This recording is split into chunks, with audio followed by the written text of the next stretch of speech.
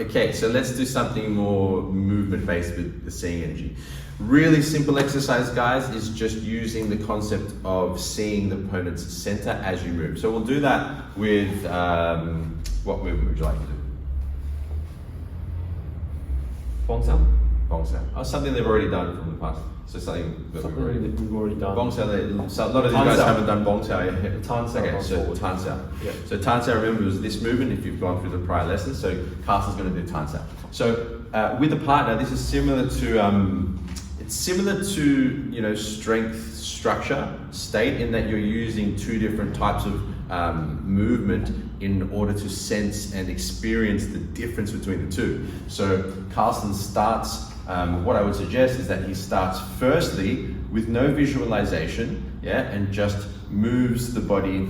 You know, you can even think of doing it from a strength perspective, right? So he just uses strength and he moves his tan sao towards my center, but without consciously visualizing. So he uses strength and he goes towards my center. Yeah? It has a certain feeling for it, right?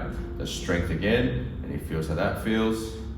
Good. And now he just moves his arm, like just without visualizing it, also just kind of unconsciously moving, or subconsciously, sorry, moving his hand forward to move the tan sao a couple of times. Yeah, he does it good, and he does it again. Good. And now he actually consciously visualizes. So he imagines white light in his whole body. He imagines it all landing inside my center, so like in the center of my spine, from the floor to the crown, and then he does the movement with that in mind. And then same again. And I feel, and you can probably see, an obvious difference in power generation, because Carsten is now using the mind to lead the energy, to lead the body. It's like you create this mind-body energy connection, so you start to maximize your potential power and output. So, you know, looking from my standpoint, if I do just subconscious movement, like just moving the arm like I'm trying to pick a grape from a tree, and then if I see light in my whole body and then aim it towards the center and I do it, then I'm able to generate more power, because you're starting to bring everything together. You can think of it like this. So have a crack at that exercise first, and then I'll go into that last point. So you can just do subconscious movement with tan sao, if you how that feels, and then again.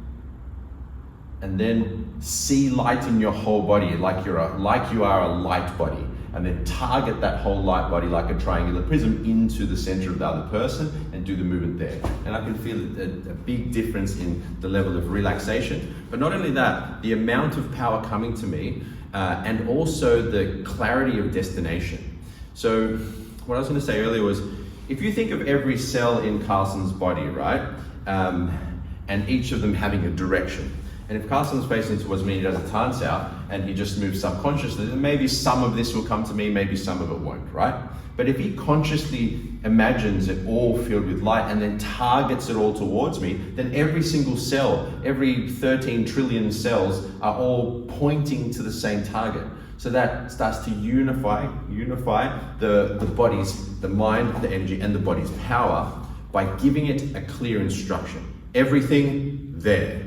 So that's another part of the actual overall state of Wing Chun, is to be able to consciously use the visual energy to help align your power. Okay, so have a crack with that exercise. You can actually do that with any movement. You can do it like, you know, Carsten wanted to do bong sao, right? So he just does like a subconscious bong sao, like just moves his bong sao however, yeah, still keeping the shapes though, don't girls, but yeah, and then you know, then he sees it all filled with light, targets it to me, and then does it. Yeah? And that changes the overall quality of the movement.